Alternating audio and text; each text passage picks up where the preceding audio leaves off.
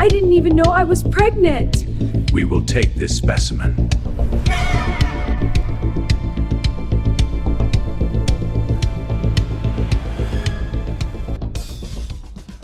All right, Sierra, welcome to the Edge Television broadcast.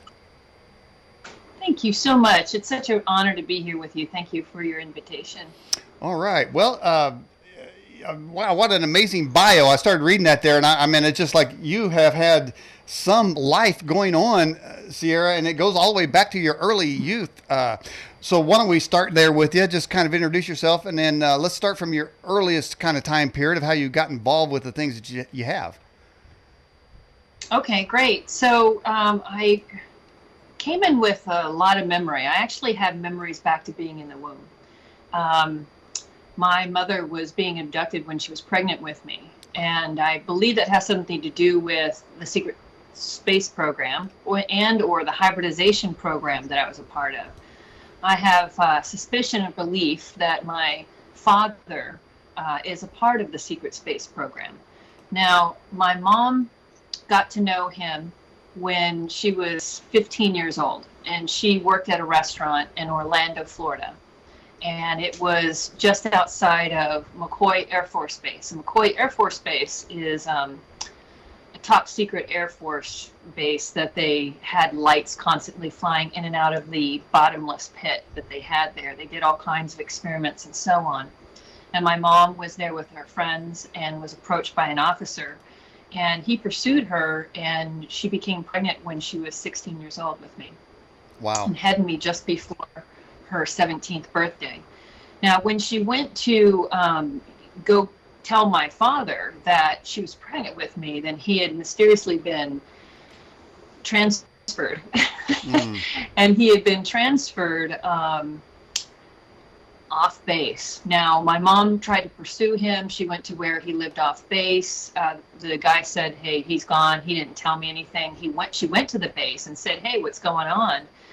And tried really, really hard to get them to get, what's going on? Where's this man at? I don't know what's happening here. And so, long story short, she was never able to find him after that, and he disappeared from my life completely until later in my life when I was taken into NORAD. Now, I am a product of a broken home. Now, my mom, dated a couple different men after that, and she was dating a gentleman named Dana Farnsworth, and his father was an admiral, or maybe possibly even a higher ranking officer than that in the Navy. And my mom didn't marry him until I was 5 years old. Till I was 5 years old. And so he was also in the Army. He was Special Forces over in Laos during Vietnam and doing a whole bunch of stuff that we said we weren't supposed to be doing over there. And I was hanging out with his father one day. I remember it like it was yesterday, walking around some orange groves in Orlando, close to a naval base. And he was talking to me, and something about him made me warm up to him and made me felt like I could trust him. And I don't think that trust was returned very great, but he was talking to me one day, and I started telling him that I could read people's minds, and I said, can't you? Can't anybody? Doesn't everybody do this? And next thing I know, there were some men there at his house the next time that I came, and they were testing me. And they were using the blue cards with the white symbols on it that Corey Good speaks about in his experiences.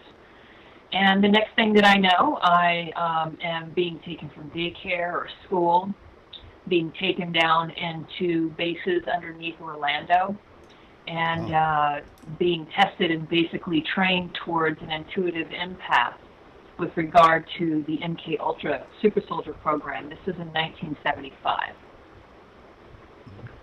And so from there, because my mom led our life was a bit broken, they ended up breaking up, her and this gentleman that she was married to. And I remember like it was yesterday. It was Dana Sr.'s father slammed him up against the door. I don't think he knew I was watching, and he said, "I don't care what you have to do. You keep that girl in your life. We can't afford to lose track of her." And it didn't matter because my mom was rebellious, and she just kind of managed, so we disappeared. Now, I was in the program for well over a year, and there's details and stuff like that we can go into later if you have any more questions with regard to that, but they basically lost track of me until later in life. I went to Adams State College and was on a basketball program in the late 80s and was kicked off the team for being gay. And when I was kicked off the team, I skipped a little bit of a part there. This is important. Let me rewind just a tiny bit. There are a lot of crazy things that happened in my life. I was visited by men in black often, and my mother, unfortunately, didn't have the best choices in men.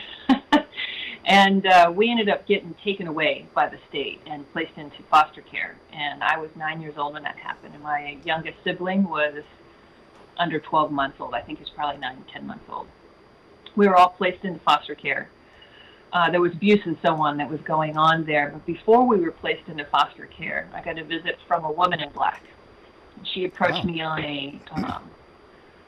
a playground one day and first started talking to me telepathically, and she approached me and asked me if she could sit down at this playground next to me in a swing, and I responded to her telepathically, "You can do whatever you want." And she told me, if it gets too bad, we'll remove you. The abuse was pretty bad, and so they ended up coming in and removing us. I say the state came in, but I really believe it was prompted by whatever organization the Men in Black or so on are with. And it took a while for them to find us because we basically just moved around at will, at whim, didn't have a home for a long time. And I started out on the East Coast. We went from Florida up to Tennessee and then came all the way over to Arizona before they found us and tracked us down.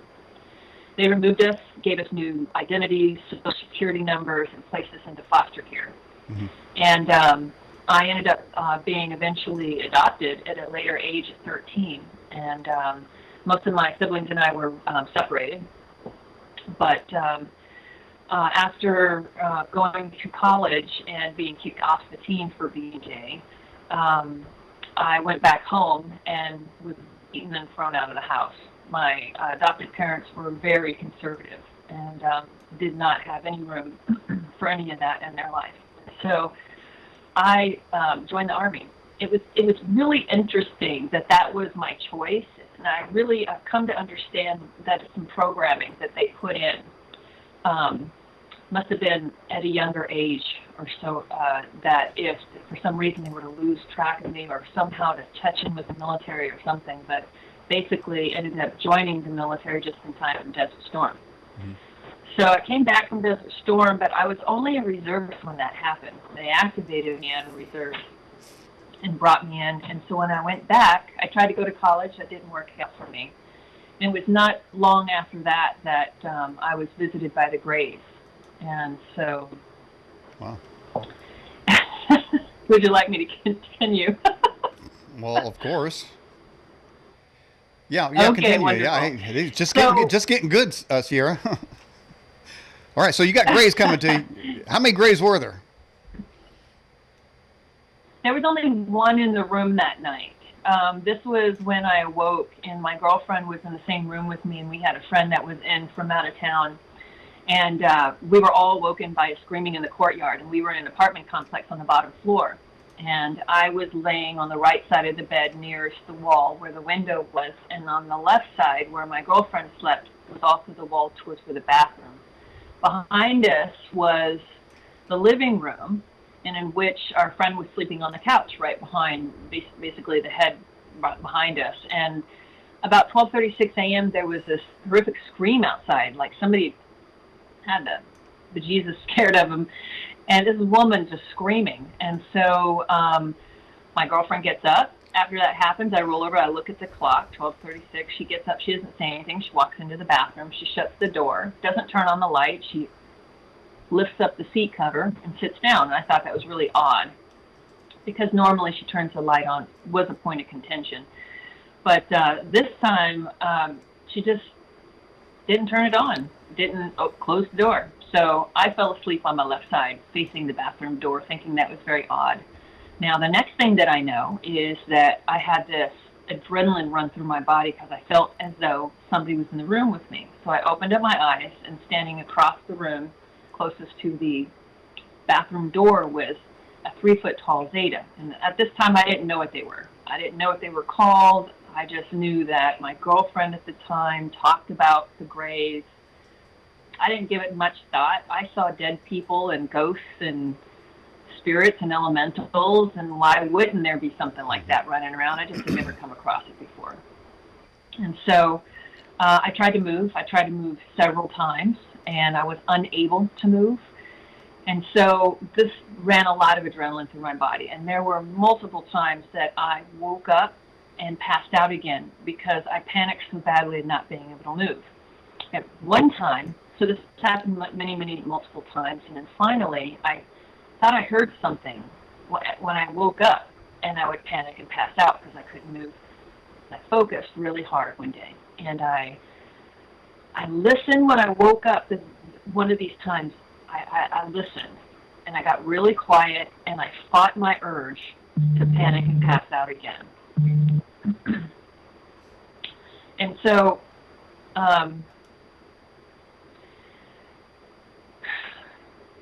I listened this time when I started to come to, and I heard really clearly, "Be still. We're not here to hurt you. We're only to check on you." So when that happened, it was this weird thing. I calmed myself enough to feel this sort of wave flowing over my body. And I likened it to on a warm summer's day and a cool breeze blowing over your body. Your skin is warm, so you sort of feel it roll over you. And that was sort of like the feeling that I was experiencing. And then I had this flash that was very familiar, and then I panicked and passed out again. This time, when I woke up, I was being wheeled down or being floated down. I couldn't really tell. There was no feeling of bouncing. Being taken down this long hallway, and flashes of being in a room of tall Zetas standing over me, the tall ones, working on my stomach. I wasn't able to move, so I couldn't really look and see what they were doing. Next thing I knew, the light came on. My girlfriend opened the door flew open. She was cursing. I looked over at the clock, and it was 4 hours later. And so that was pretty traumatic for me, pretty upsetting. And so the next day I had a friend come and talk to me about it. I had joined this women's group in Manitou Springs in Colorado Springs, which I was living at the time. Even though I was fresh out of the Army, I was always surrounding myself around women and older women to help teach me how to use my gifts and how to control them more, because I was constantly being challenged by being too open, taking too much stuff in. It was just a constant learning process for me as I was navigating the gifts and everything that I had. So she came over and she told me I was pregnant, and I thought that wasn't very funny at all because I'm a lesbian and I hadn't slept with a man, and I was pretty agitated with her. But then she said, "Tell me what happened." And so I explained everything that happened, and she talked about a Zeta hybridization program that goes way back to the government. It was very upsetting for me. I had just been reconnected with my biological family. I went out and found my mom and all of my brothers and sisters and got everybody back together again. And it took some convincing, several hours of talking to me about it, but she wanted me to call my mom because she said, "There's one way to verify whether or not you were part of the program. Call your mom, ask her if she has any memories whatsoever of being taken, of ships, of maybe dreams she thinks, of being visited by beings." It took a while, and then finally it got, the cure. I had to know. And so I called her up and I said, I was terrified. I thought she'd think I was crazy and not want to speak to me anymore or something. And so I asked her, I said, "Listen, have you ever had a dream or a slight memory of a UFO or any other ETs?" She cut me off. she said, listen, I need to talk to you about something. She said, from the time that you were a baby inside of me, in the beginning, it was like I was being taken, not taken, but visited. Angels, I called them. Said beings that were really friendly and loving. And she said, when I turned about 6 months in her womb, that changed from these loving, benevolent beings visiting to abductions by the military and by Zetas and others, and it became very traumatic for her. And she said that she had drawn, she's an artist, that she had drawn in this little black book years ago, and she's still looking for it for me. The pictures of all of these angels that would come and visit with her. So she ended up having me, and we just sort of like went on the run. Now, the impregnation. So I was very upset by what they were telling me. I thought there was just absolutely no way in the world that I could be pregnant. And so we went to the store and I bought like 3 or 4 or 5 different pregnancy tests. And pregnancy test after pregnancy test after pregnancy test all came back positive. And I started to freak out a bit. And I wanted to know what this hybridization program was, why they felt like they had the right to do that to me. I went back to the women's group. I said, what am I going to do? They said, what do you want to do? This is a soul agreement. In the beginning, it was very, very hard for me to come to terms with that. Eventually, I did. And so I said, if it's a soul agreement, can I break it? And they said, absolutely. What do you want to do with the baby? I said, I want to keep it. It's my baby. I want to keep it. So they said, okay, this is what we need to do. Because they said it's very, very unusual that anybody would even wake up during the procedure, probably because of my heightened psychic awareness. I was able to do so, somehow come out of the sedation that they had me in because of the training I've been doing with them or something. And so they said, we got to keep this quiet. We got to keep you moving around. If you want to keep this child, we got to keep them from finding you again and taking it back. Wow. And so for months, I went from sister's house to sister house, sleeping on their couch. The impact on my relationship with my girlfriend was hard. She didn't understand, even though she was a believer. She struggled. She really struggled. And we broke up. I think ultimately when it came to it, it's hard for a person to get their head around that. It's quite paradigm breaking. And I think ultimately she thought I cheated on her and slept with a guy. So we broke up. I floated around on these women's couches. I took care of myself as I should, being a pregnant woman, taking prenatal vitamins and so on. And my girlfriend tracked me down one day, about 4 months. About 4 months, I would estimate, well, I knew for sure for 4 months that I was pregnant, so I could have been pregnant just a little over. I started to show. I'm 6'3", 145 pounds. It was real easy to see that I was pregnant.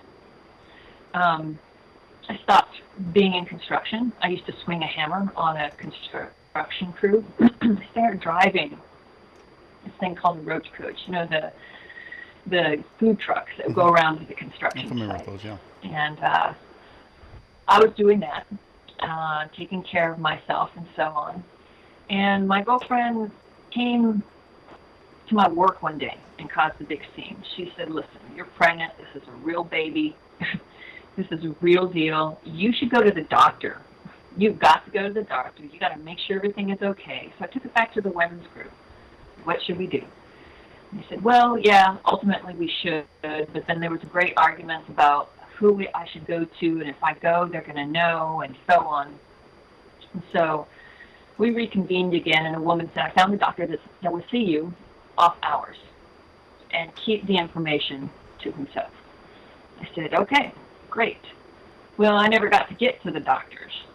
I think it was probably 4 or 5 days later. The idea was they were going to come get me when it was time to constantly keep me in the dark so that whoever could be monitoring me could not anticipate anything because I didn't know it. Mm-hmm. And then I woke up one morning and I just sat straight up, holding my stomach, screaming no, and the baby was gone. I was completely flat. There was no afterbirth. There was no signs of potential miscarriage. Okay. Well, I'll tell you what, Sarah, before we go on, have you seen the movie Extraordinary, The Seeding? Yes, sir. I'm in it. It's interesting. I had John Sumple a few weeks ago. I was hoping he'd send me the DVD, man. I'm going to have to call him up. Wait a minute. Looks like we had a connection problem here. Hang on, everybody. She is on a cell phone and a very long ways away from here. So, hey, there you go. You came back. Well, that was interesting. You dropped out for a second. I'm back. Okay, I'm back. Well, anyway, so we had John Supple on, who's obviously the director of that movie, and so you're one of the people that he said that when he was on the program, he's absolutely convinced that Earth women have been impregnated and their fetuses, or as we would say, babies, however you like to say it, taken out, and so.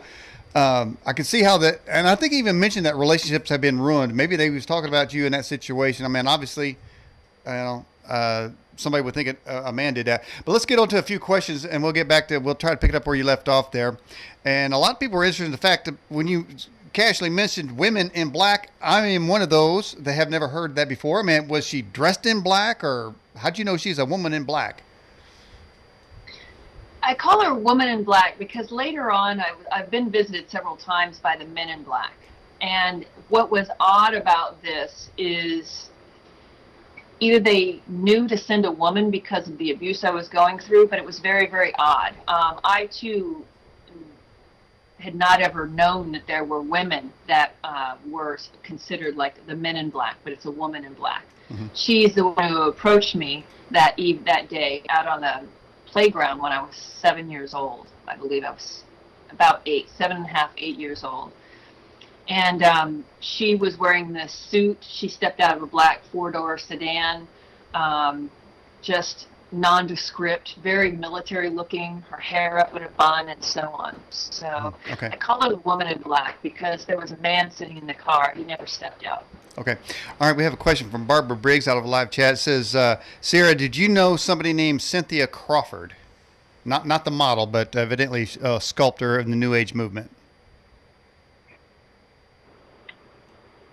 You know, it's interesting when you say that. I'm turning in psychically. It's that is she an experiencer? Because I don't know her off the top of my head. It says Cynthia said. I might have seen her. Yeah. In the program. Okay. So it says Cynthia said all aliens are good and that reptilians are just playing their part of evil, but they're not evil. I think that's what she just wanted to know if you might have known her. All right. Another question comes in.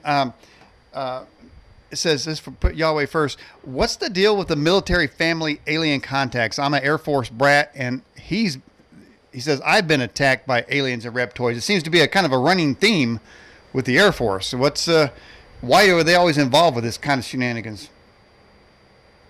Well, going back to, it goes back to MK Ultra.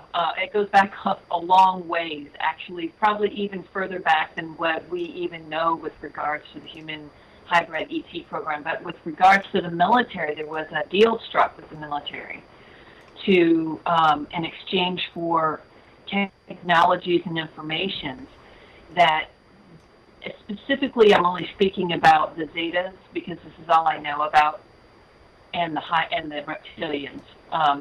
That there was an agreement for an exchange of biology for technology. I'm not going to get much into what the reptilians do with people because it's not my thing. It's my thing, one of my things to stop them. But thankfully and luckily, I haven't tangled with them as far as them coming for me. Mm-hmm. I have been on a couple of programs, some groups that are both human and extraterrestrial or galactic or whatever you want to call them, mm-hmm. that are going around and trying to fix the timeline and trying to help with a lot of different things that are going on the planet. so I haven't had anything to do with the reptilians. But to answer your question, there was a deal struck.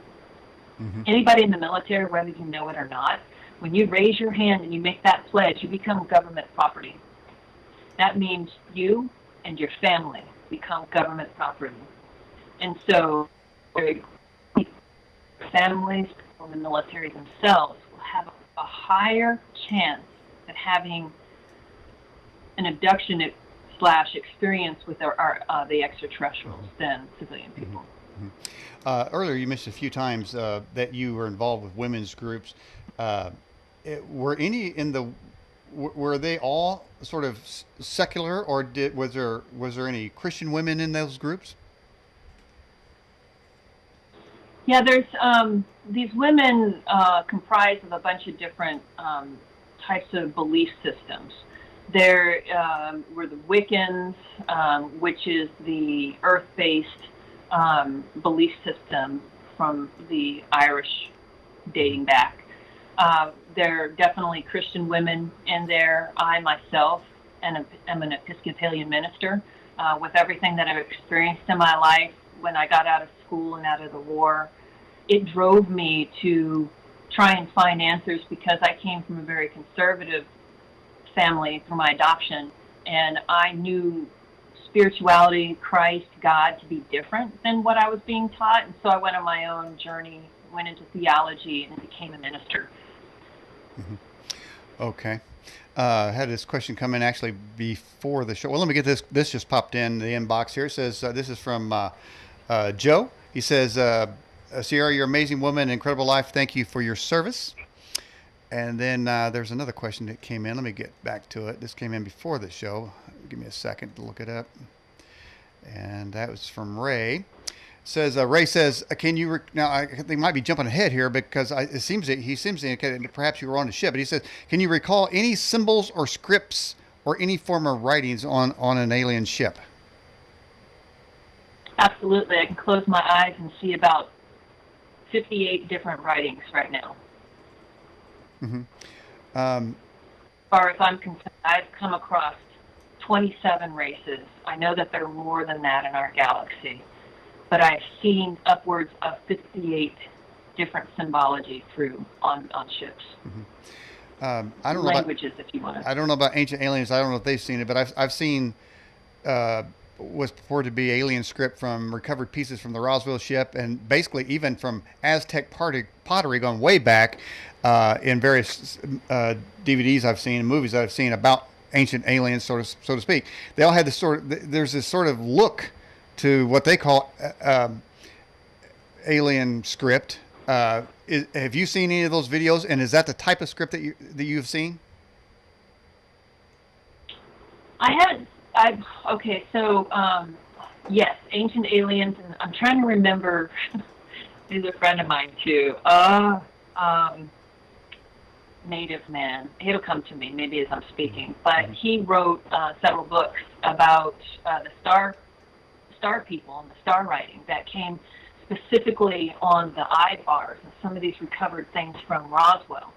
And he talks about how, we as Native American people, because I too am Cherokee, is that we believe that we come from the stars, and to the stars that we shall return. And from our oral history, from many, many thousands of years, it's passed down that there have been people coming from the stars, and that they've given us certain teachings and so on for a long time. Now, this one bar that I'm sorry, buddy. I'm so sorry. I can't remember his name. It's all right. But, he talked about the fact that even just on this one bar, he surmised that it was possibly instructions, and it was written in 6 or 7 different languages that they could come up with just on one particular bar. So now you're talking about not only one language on one ship, but multiple languages on the same ship engraved in an I-beam of a ship that was captured, recovered. Okay. Troy asked this question. This is Sierra. Do you know anything about what's going on in Antarctica? There's so much going on in Antarctica, and has been for quite some time. And I believe Corey Good spoke at length about this, and David Wilcock recently in Above Majestic, in the movie that they just released. And there was, and back in 1957, I believe, or 55, the world came together and signed a treaty, basically agreeing that anything that was found in Antarctica would not be militarized, and that has just been blown completely out of the water.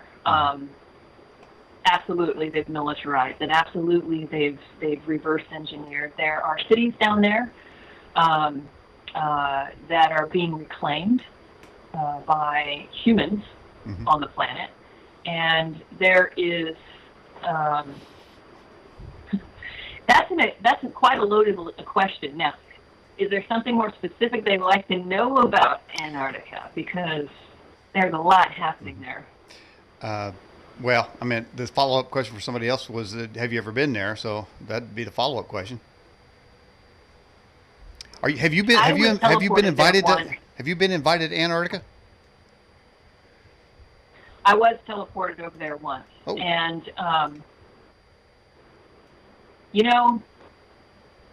it wasn't a fun trip. Things are really weird down there. I don't much like going there, and so I've only been there once, and it was just to meet with a group that was talking about,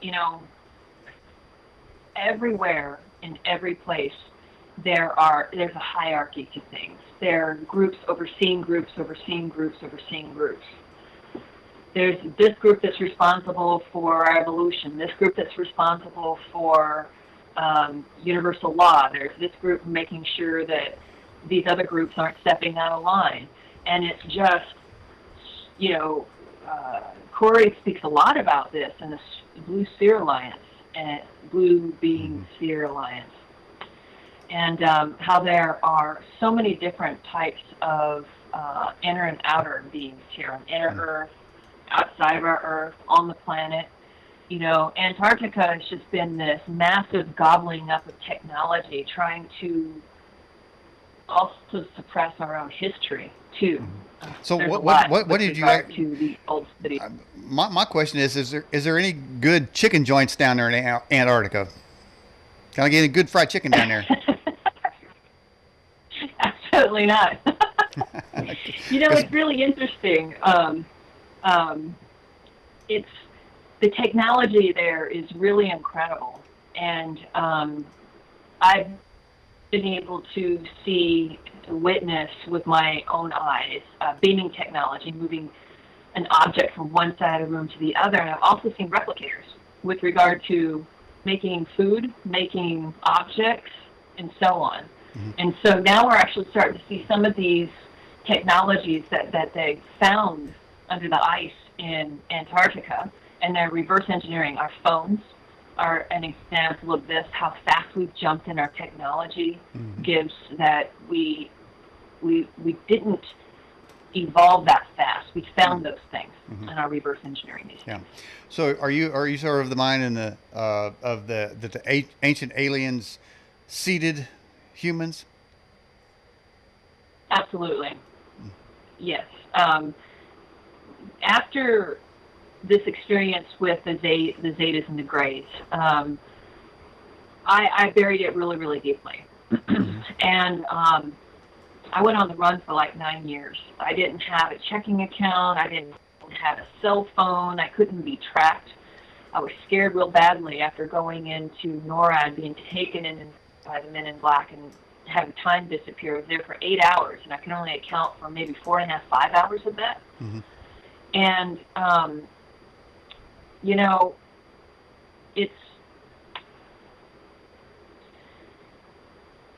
it's tough to responsibly talk about some of the things that are happening out there without completely overwhelming people and making them feel helpless. You see what I'm saying? For every perceived bad guy that's out there, there's a group of beings that are trying to help us too.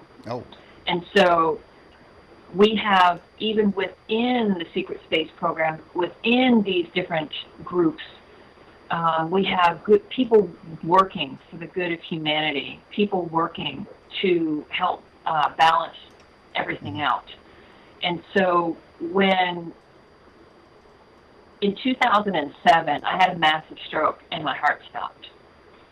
I stroked and stroked and stroked with regard to some back that I got storm syndrome. Oh. And when I woke up, I was completely paralyzed on my left side. And I started being approached by beings asking for my help as an empath intuitive, as an Earth representative, to go help correct timelines. So my questions were, I immediately started to ask, who are you? When did you start interacting with us? And as a person of faith, I wanted to know how it all fit together. As a person who believes in God and believes in a divine being out there and in a good and loving and just God, I needed to, in my own mind, start fitting the pieces together, because it didn't make sense what I was learning in high school. It didn't make sense in history, and it didn't actually make sense in the Bible, what I was learning. I still have a lot of points of contention because I have this weird memory or memories. And so when I started to be asked to go and interact with these different groups, I asked about the history of human beings, what happened. And they had informed me that Earth is way older than what they teach in the history books, that there has been much life, many different forms of life that have come and gone from this planet, who have come, evolved, become anthropos, and left. So many different types of forms. And there are multiple beings in our galaxy, and in our universe, we're one of the younger galaxies. And so how I like to explain this is, if you can think of a round circle, and this is the omniverse. Okay. And you just cut this in 4 quarters like this, just like this and like this. And you end up with 4 major pieces or parts here. Okay. Now imagine, through time and space, all of these other parts were developing life, we're developing sentient beings, we're developing and evolving for a countless amount of time, way far back that the mind can't even grab it. Okay? God went out and created life, right? Well, we just happen to be some of the youngest life that's been out there being created.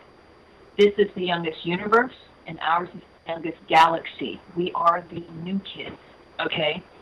So what had happened was, there had been a time where, because the Earth goes through many different changes. In fact, we're having one right now where the North Pole is shifting. So the poles are shifting. Earth is responding to it, and the different things that are going on are happening. There is some weather manipulation, but there is a shifting of the poles. And every so often, the Earth goes through a reset, and then different life starts to grow on her. Now, there is an agreement with regard to these other beings and all this whole hierarchy that I told you about as to who can do what. And I was told that there are beings that came here and violated universal law.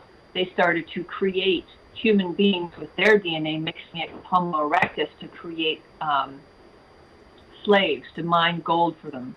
This is the Anunnaki. And so a distress signal was sent out by Gaia, because I've been told that this planet is a conscious being and is the living library and contains every bit of successful evolution of life from every other galaxy has been put onto this planet. It is a gem. It is to be cared for. It is a living library. And so when the Anunnaki came and violated this free will, a stress call was sent out. Now, the council comes together and they say, you guys, you weren't supposed to do that. And then the Andromedans and the Syrians and the Pleiadians, everybody else is all up in a roar, like, listen, they can't just be coming down here. They've messed this up. We want our own representation of life on the planet, since there's been an interruption of the plan. And so we ended up on this, in this particular run of life with the most diverse DNA that's ever been put here on the planet, ever at one time. There's usually just been 1 or 2 or 3 forms of life as far as higher sentient beings allowed to come up and everything. And then things would be reset, and then another thing was experimented. All right, Sarah, So, let me stop there. You said you're a minister. So how do you square saying that aliens seeded life on Earth with the existence of God, which biblically says that He created man in His own image? So was that a lie? it's a control program put here to control humanity's What's a control thoughts. program? The fact that there's a lot of truth in the Bible, and this is what really drove me and has caused me to dig as much as I have. Everything you're saying right now. In my mind, I needed to, how do I reconcile this? How, as a woman of belief, and I thought to myself, I'd like to know. Mm-hmm. And so there was one situation where they took me back. They took me back. Who did? And I was shown the original God source. And the Big Bang Theory that they talked about is that at some moment, and this is only my experience, and I believe that everybody needs to come to their Well, you might, experience, Sarah, you might be losing the audience on it. I just, maybe you could simplify it for us. Okay. Obviously, you're a minister. I was shown. Okay. Yes, I was shown at a moment when God decided to, the Big Bang kind of, when God chose to make life, to go and make life, there was a separation of itself, of the God source that went out and made and created life. It's as if, and the best way that I can describe it is that God chose to release bits of the God self to go out and start creating and doing. Yeah. Well, you know, some people, some people believe that God spoke and bang, there was life. So for a lot of folks out here, that's pretty simple and pretty straightforward. And frankly, it's just as plausible as any other theory out there. And there may be evidence for it and maybe evidence against it, but certainly it's on an equal platform of everything else. Absolutely. And I get what you're saying there. It's anything that, if you want to boil it down to the most simplistic thing, is God, why wouldn't God create just about every kind of form of life that there is? Mm-hmm. It's God. God can do anything. Okay. And when you start to talk about infinite time or timelessness, that everything's happening at the same time, that's a little bit of a crazy. Okay, let me bring it back to this. God in her glory decided that there was to be life, and life happened, and life kept happening and happening and happening and happening and happening and happening and happening, evolving and growing and being across countless planets, across countless time, and basically all accumulated down to the Garden of Eden here on the planet. I believe this is the garden. I believe the entire planet is. I had to reconcile inside of myself the places where I felt in my knowing and in my heart of hearts that are not true about what we've been taught in the Bible. This has been my journey, and how I've reconciled it is that there are multiple forms of life, and that God started this, and it continues to create itself. Including the aliens. Right? Absolutely. Okay. Yeah. Okay. Dreamwalker asked this question. Did the aliens let you ever see the baby they took from you? No. It wasn't until years later that in 2009 that a lot of high strangeness started happening. It was after my stroke, and a part of my brain was being healed, and I was being told that I needed to deal with the trauma of that experience to be able to let it go so that I could provide the service to humanity that I was being asked to do. Mm-hmm. And I needed to become okay with this experience because I wasn't. And I carried a lot of animosity and upset about it. And so a lot of work, a lot of coming to terms with Mm-hmm.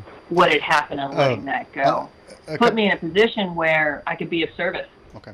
A couple of people have asked while you're talking, they want to know, is that a snake tattoo on your hand? No, it's permanent henna. What is that? Tattoo. Well, I mean, It is mandala. It's sacred geometry that's been tattooed on my hand. Because I was thinking, well, if that is a snake, when you're moving your hand, it kind of looks like the snake's alive, you know. So, okay. Question. Stack Stevenson, have you ever seen the Anunnaki? No, actually. That's an interesting question. I wonder if they were removed permanently because of what they did. Mm-hmm. I've not seen them. They some bad dudes. Okay. And let's get some more questions here. Paul Sishis, one of our previous guests, says, have you ever discovered any gifts given or extraordinary abilities? Yes.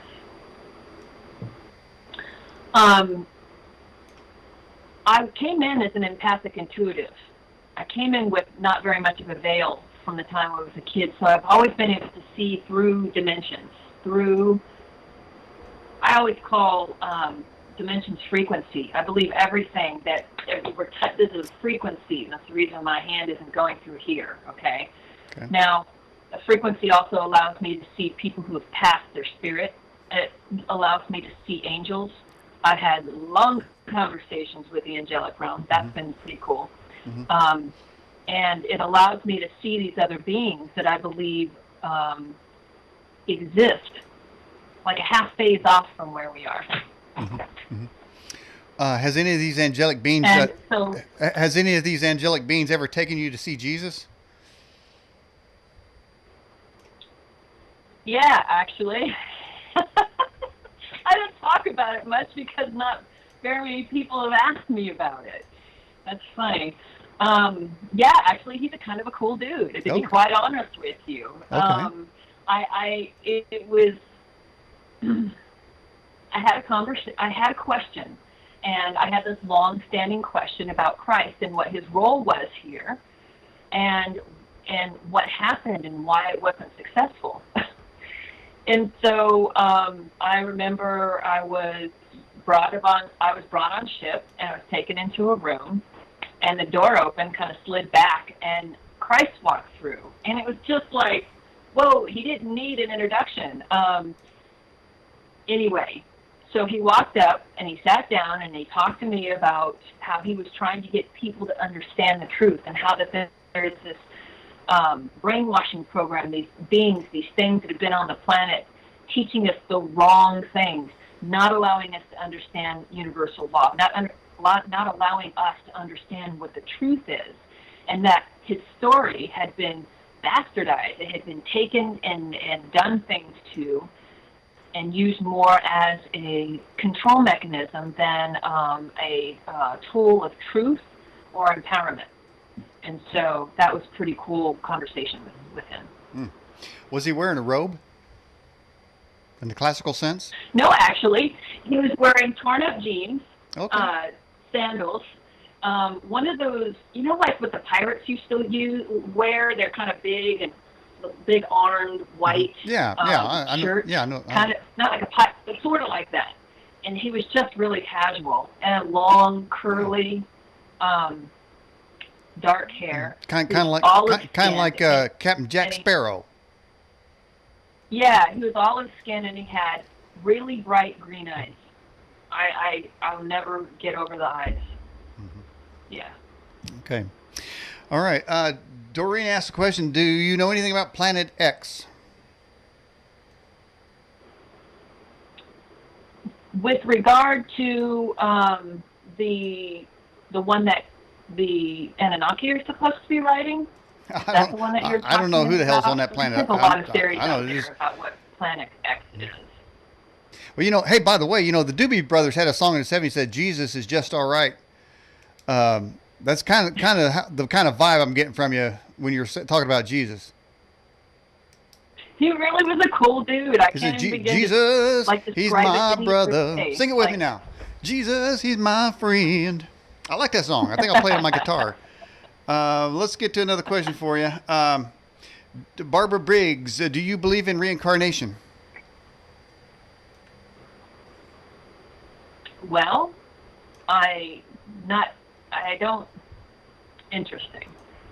I have taken my entire life to break any belief system I have because I believe it's control system. So let me just talk to you about that. I died, and I had consciousness and thought afterwards. I was given a choice as to whether or not I could come back into my body and finish this. So, yeah, if you want to call it reincarnation, sure. I believe that the soul is permanent, and we record all of our experiences in and out of different lifetimes and different experiences. I do not believe that we have a one and done. That is the most limited thing I've ever thought of, heard. Even when I was being raised and as a person of faith with this sort of hardened belief systems, I questioned that. I questioned that. What's over? Is there a gray over there?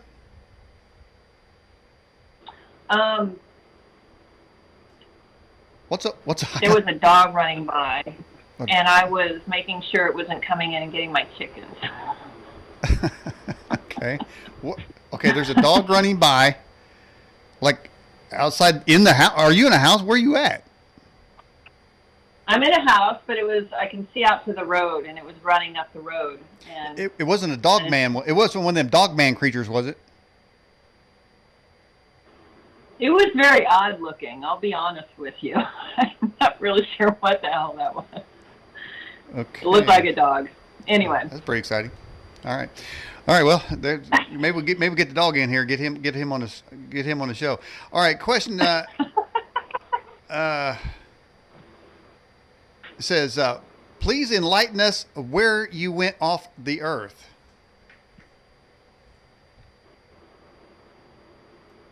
On ship mostly.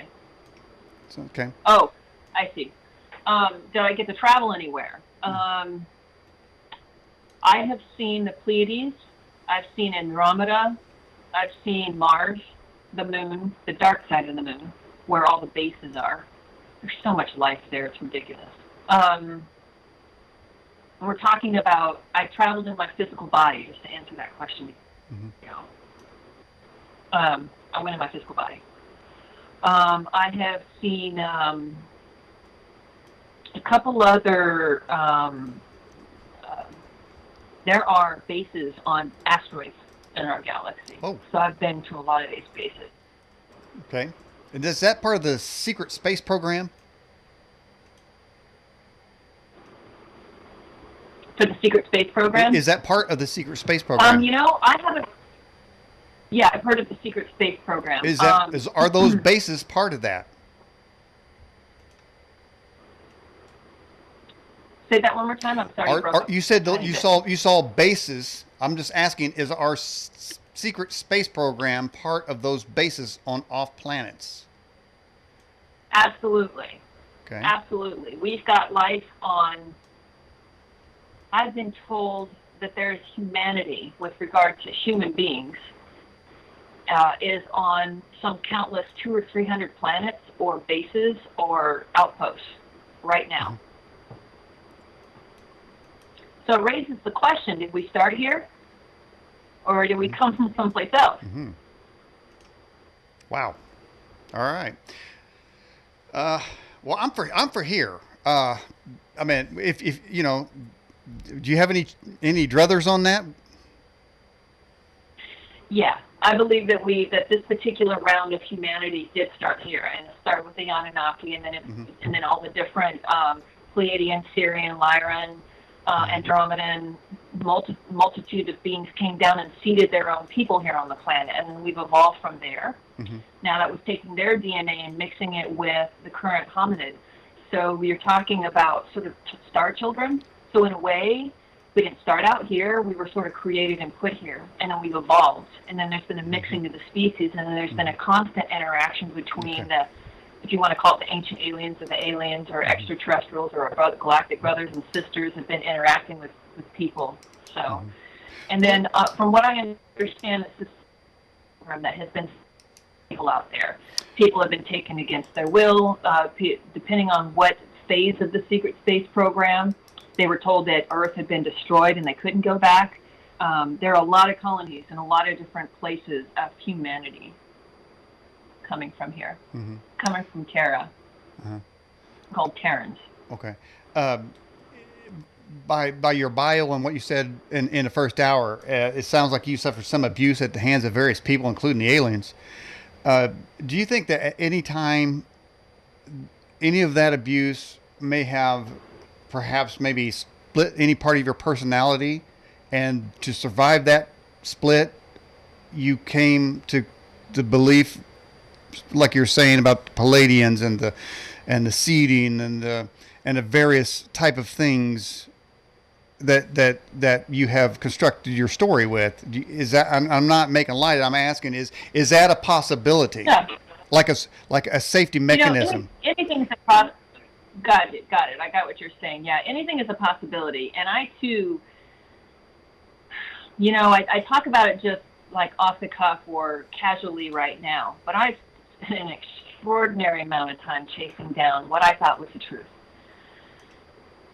Looking to see if I was crazy, seeing what was going on. And over my lifetime, I say that through continual experiences and mostly from other people talking about the same exact thing, I wonder if we could all have had traumatic experiences and be making it up. At this point, it's just not possible. So over the hundreds of conversations that I've had with others about their experiences, cross-referencing information, digging in, trying to find truth for myself, I kept this quiet for a long time. A very, very long time, because I just wasn't going to talk about stuff I wasn't sure about. Now, the stuff about the secret space program and what happened to me for that year when I was 5, I am still uncovering. I've been slowly but surely mining the memories of that. And that one I don't trust as much, because I do know that I have been given false memories. I do know that some of that manipulation has happened. I do know that through certain parts of my life, I've compartmentalized and I've specifically locked down information and kept it away. I've specifically opened up those things and dug into it. But it takes training, it takes professional, it takes regression, it takes psychotherapists to guide you through these different things and undetangle everything. And I have put the time and energy into that, and I continue to do so with regard to the secret space program and MK Ultra. When I'm ready, I'll be releasing my book about all of that. I've been working with Captain K, Randy Kramer, and I've been trying to get a hold of Corey Good, actually, because he too was he was categorized as intuitive empathic in the MK Ultra Super Soldier program. Have you ever heard? So I'm still Sierra, trying. have you ever heard of somebody named Russ Dizdar? No. Okay. Now, how can we be sure that some of the things you've alluded to tonight aren't part of planted memories, as you just said, that you know that you have? You don't, basically. And the reason why I come out and I talk about these things is to help people prepare, educate people, get our society ready for becoming an open contact with everything that's going on out there, to prepare people to be okay with the kind of paradigm shift I believe is truly coming in our lifetime. I don't think it's going to take 20 years. I don't think it's going to take all of that. We're very, very close, I believe, to some open contact. Sierra, I've had a lot. Given a little bit of time. I've had a lot of guests on the program. Some say they have, and there have been some that have said they were abducted. But there seems to be a recurring theme, and that's kind of what you said. You've talked to other people that had a sort of recurring theme, and that sort of bolstered your belief in a lot of things that you've been saying. But there are another group out there that says that they've used the name of Jesus to stop abductions. That seems to be a recurring theme, and for a lot of people, they've been set free or been let loose, or the abductions have stopped by using that name. Have you ever tried to stop whatever's harassing you with that name? Hang on. I really apologize. There's something going on out here. Hang on, Daniel. I'll be right back. Okay. I'm so sorry. Wow. Got some intrigue going on now. Woo. It's interesting point in the broadcast. Isn't it, guys?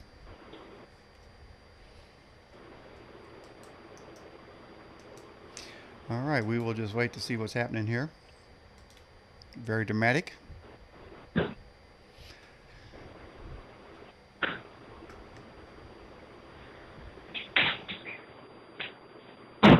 I am so sorry. I'm really sorry about that. It's okay. You need to handle that. Okay. What happened there?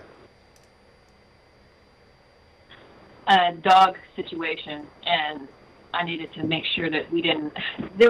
I take care of a chicken and turkey farm, and I'm here by myself right now, and we have a neighbor dog that likes to come down and kill chickens. So my dog barked, and I need to make sure that they weren't out there doing that. So thank you for your patience. Oh, that's fine. I love the drama there, but I can't relate because my wife and I went out to our chicken coop, and here's this big old fat hawk sitting on our swing that we made for the chickens, man, and that hawk just ate a chicken. So or you could say abducted it. Or as AOC supporters say, eat the babies. All right, let's get to this question here. It says you are a minister. Do you have a congregation? No. I became, what do you call it? Well, I'm not sure what it's called when they give you the accreditation for that. I became a minister only just because it came with all the schooling. The title comes with it. I chose not to take a congregation. I've been so driven to try to find the truth and so on, and I've been such a different kind of a thinker. Yeah. So I didn't do it to lead a congregation. I did it for my own personal need for knowledge. Hey, Sierra, I'm just wondering if when I was talking about using the name of Jesus, if that triggered that dog to go get one of your chickens. Nah. No. But going back to that, I have actually I've done a lot of abduction support with people, and there are so here's the thing. There is universal law, and in that law it says that you say and you give permission or you take permission away. Okay, it's up to you. And yes, I've actually spoken to several people who are safe, and I say this to them, and they say, okay, well, I don't feel like that. I said, okay, great. Is somebody you feel like you can call on? They said, Jesus. I said, great, because that'll work just as well too. When you say no, they're supposed to adhere to that. Mm-hmm. And if you need to bring in the big guns like Christ, go ahead and do that. That will stop. They will stop. Wow. Now, have you used the name of Jesus in any of your life experiences to stop harassment, abductions, and impregnations, especially the impregnation part?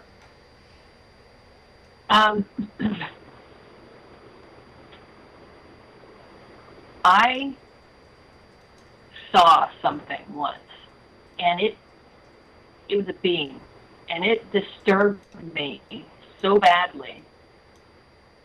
And it's these elemental beings they talk about that eat fear and live off of fear and pain and suffering. And for some reason, it started to approach me one day, and I immediately called for Jesus Christ to come and help me. And before I knew it, that thing was just zapped away. And because I tried a couple other things, no, don't come any further. You are not allowed. I have not given you permission. And it kept coming, and I said, in the name of Jesus Christ, be thee behind me now. It disappeared. Wow. So. Well, you're verifying what I've learned on this program myself by talking to various guests.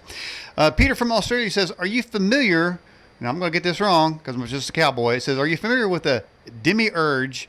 If so, what is your view on this? Demiurge. No, I've heard of demigod, yeah, but not demiurge. All right, Peter from Australia, if you got a way to clarify that or give us some more information on that, we'll get it to Sierra. And then Dreamwalker asked this question, what do you think about the Mandela effect? If you've heard of it. You broke up. Hang on. One more time. Can you say it again? Yeah, Dreamwalker out of our live chat says, what do you know about the Mandela effect? Or have you ever heard of the Mandela effect? Yeah, absolutely. It's basically Hitler got time travel, y'all. Let's just deal with that. Okay. And while he was losing the war, he was on purpose losing the war, okay? Because he had found Antarctica and was messing around with a bunch of technology and stuff like that there, and started time traveling and trying to specifically alter humanity in time traveling, and kept making a lot of mistakes. It's just a whole, you just don't do that. So, meaning there's a whole hierarchy of beings and things, you just don't. So, there has been timeline manipulation and correction, meaning that we remember something in our own lifetime, growing up, the way that something is named, something is spelt, and so on. And I can't think of any example right off the top of my head, but then it changes. And you go back and it's different, from movies to names of restaurants and so on. And that is a product of the timeline manipulation or correction. Mm-hmm. Okay. Azure out of the live chat. Do you know anything about Project Serpico? And if so, do you have any interesting things to elaborate on that about? Not Serpico. I don't know anything about that. Mm-hmm. Some people think that the Nazis still live underneath the earth. Do you agree with that?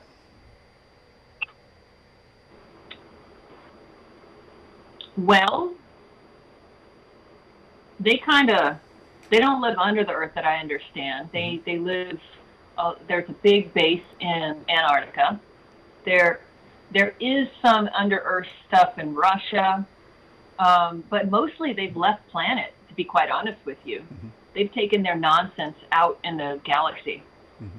And, yeah. When do you think we're going to have full disclosure? In our lifetime. Mm-hmm. I've had a graphic in the back there, this one in particular, which some claim is actual soft disclosure from the Navy. Can't we use that? I mean, they basically say they're out there, and is that, or are we going to have a landing like in the movie, the day the Earth stood still? I hope it's not like that, because that would be one of the staged type of a thing. Mm-hmm. There's been many discussions back and forth. How do we have open disclosure? I've been told that there's been a prime directive been given to the leaders of the world since 2012, 2013. I was a part of some groups and some meetings where there were some pretty major world leaders brought in and warned, like, listen, you've only got a certain amount of time to start letting people know the truth. And so let's look at this. Yes, I believe it's soft disclosure, and I believe that's how they're planning on giving it to us. We've got already some countless number of classified documents that have been unclassified, declassified. Now we've been sifting through that for years and years and years, and pulling all kinds of stuff and documents out, and then going out and finding people that are still alive to verify the documents that we've pulled out of these. Hey, by the way, Sierra, how is it the aliens steer their ship? Did you see a control panel on the alien ship? Yes, on the bigger ones, but on the smaller ones, the smaller craft, it's done telepathically. Mm-hmm. So, but on the bigger ones, they would do it while they sit in a chair, or how they does it look like Star Trek or what? I didn't see anything that looked like Star Trek. I saw people moving around and doing different things on the ship. This is now after, not the time that I was with the Zetas or anything like that, but as an adult, when I've been asked to go on these missions and so on. There are certain technology. There are certain. They're light ships. They're like quantum. They're light and form and consciousness. So there's the metal ships. There's the more dense form of spacecraft that can be flown with controls or remotely. But the more advanced that you get, you have to use telepathy to control these ships with. Do you have telepathy yourself? Do you operate in that? Yes, I do. Okay, I'm thinking of a number. What is it? Well, if you're going to think of the number, you need to stop changing the number in your head. No, I got it. I when you put your head down, I just told people what it was. You did what? When you put your head down, I just told the audience what it was. Gotcha. Okay, so what was that number? That was 4. Huh? Did you say 4? Yeah. Oh man, you're so close. It was 3. Really? Hey, we'll take what we can get on the program, man. You know, that's close enough. Why not? All right. Here's a question for you. Or I guess it's an explanation from Peter. It says, Demiurge is Gnosticism, a heavenly being subordinate to the supreme being that is considered to be the controller of the material world. So there you go on that one there. All right. Put Yahweh first says, Sierra, are you familiar with DARPA Project Pegasus? Yeah. What would you like to know? Put Yahweh first. What would you like to know? All right, we'll ask him what he wants to know about it. So how many people are out there, such as yourself, that's having these type of experiences? The way that the Extraordinary Seating movie put it, that there are millions. Do you agree with that? Millions of women that are getting impregnated and their fetuses ripped out and grown on an alien base somewhere? You know, it's interesting because I like to, yes, but differently. Differently than that. Remember when I said that I was told that we have all of these different experimentations going on the planet right now from these different DNA genetic lines. I was told that at some point humanity was not going to make it in this run. So not necessarily that there were a bunch of women being abducted and forcibly made to carry fetuses and they're removed, but that there are many, many people that have been abducted, whether they know it or not, in an effort to save the genetic pool. They don't necessarily need to be taken by Greys or... I've actually had many conversations with people who have been... They don't call it abduction, they call it visitation, because it was a benevolent experience, and they were visited, and so on. So when you start to accumulate, I believe, all the people who have had the lower vibrational kind of stressful type of experiences, and those who have had all the benevolent ones, you start adding all of that stuff up. I believe that millions of people have been contacted. In one shape, and it's all telepathically? No, I think it could be done in many different ways. Physically, telepathically, showing up in your space, in dream time sometimes that's happened, some of the more benevolent beings. But I believe that DNA harvesting has been being done and continues to be done with all life here on the planet. Remember, why is it such advanced technologies always they keep on experimenting? They've been experimenting for a long time with millions of people's DNA and, getting cattle to go down, various things like that. What is it that they can't seem to achieve?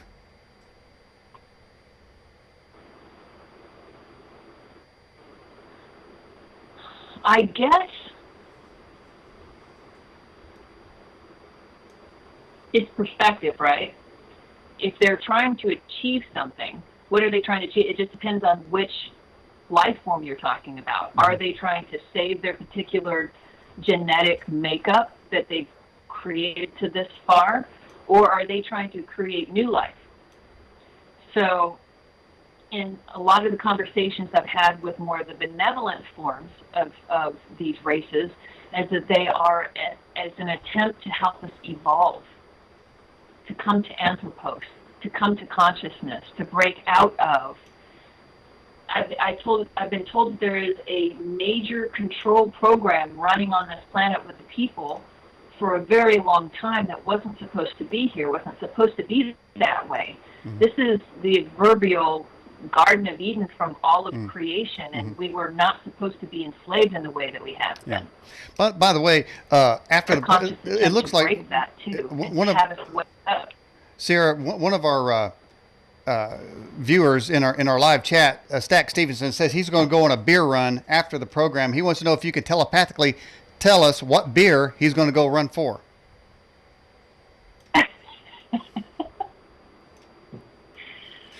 Bet you never been asked that. Michelob. I don't know, man.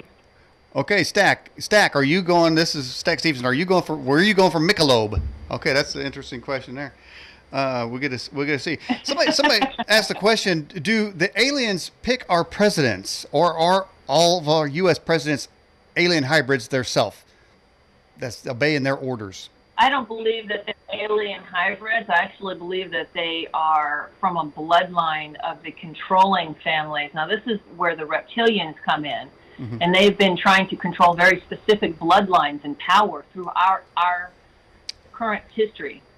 And yes, I believe they are all of that particular bloodline, not the good ones.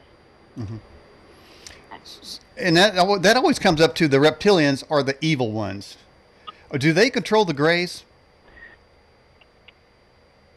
Well, let me say this. They have, yes, everybody has bad guys in their group. Every human being has bad guys in their group. So to say that they all are bad, all are, how can I say that? That all of them are bad is inconsistent. Inaccurate, but that they're particular Afro-Draconians that have come to this planet and trying to rule and control our humanity and to feed off the fear and the terror and so on and so on and so on. That's not good. But I did have the blessing, I guess, because I too held not only this firm belief, but kind of a little bit of a hatred, to be quite honest with you, towards that particular group of individuals. And then I was brought on ship and introduced to a draconian that was all white with blue eyes and said that those type of reptilians aren't the only kinds of reptilians, and they are not to represent the entirety of their culture. It just happens to be that they've been in here messing with our thing for too long, and they're wrong about it. Well, my basic policy, if I ever run into a reptilian, I'm going to shoot first, ask questions later. I'm not dealing with them. I will not deal with them. But let me ask you. It's unnerving. Yeah, well, they are unnerving. I'm going to look at them. I mean, they ain't got no lips or crazy looking. I always heard that whenever you smile, it pisses off a reptilian anyway, so I try to encourage people to smile as much as they can. Did any of these beings or anybody ever tell you what happens when you die? Oh, absolutely. Oh, we go on. What'd they say? We take our collective memory and experience, and then we choose what we want to do after that, and what experience to further, I guess, the God consciousness, if you want to put a fine point on it. You lost me there. What happens to you? You get to decide where you want to go? Yeah, you get to decide where you want to go. And this goes back to my theory that I've developed, that we're all a portion of God, and that we've gone out and we create and we continue to make choices based on what we're doing in our soul and what we're facilitating for the God source. So when I pass on, if I want to go hunting and fishing, I mean, what I have like the ultimate hunting ground? Is it really whatever I want? If you want to, it's up to you. Okay. When you get to the other side, it's like all the veils are removed. It's how do I explain it? there's no separation.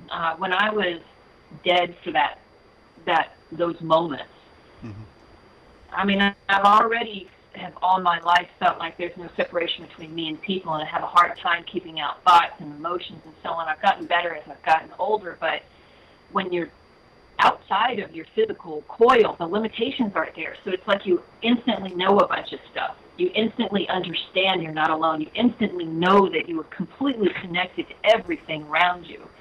And from there, you make your choices, what you want to do next. All right. Well, Sierra and Neblina, we're at the end of the broadcast. Anything you'd like to say to wrap this thing up? I appreciate the people who listen to this, and I understand that it is a stretch. And I only come out here to provide assistance, support, knowledge, information, and I hope that it is useful and beneficial. And I so appreciate you having me on the show. Were you a bit skeptical coming on the program? Coming on the program? Yeah. I'm always skeptical going on the programs. I don't do very many interviews, and I basically kind of ask my team who's approved for me to go and not go, and they said you were a go. Whoa. So all right. Good to know I was approved. All right. Well, yes, you were. All right. Okay. Well, this program will be uploaded to our website, and we'll extract the audio and the video from it too as well, Sierra. Appreciate you coming on the broadcast. Thank you so much, my friend. You take care. You too. All right.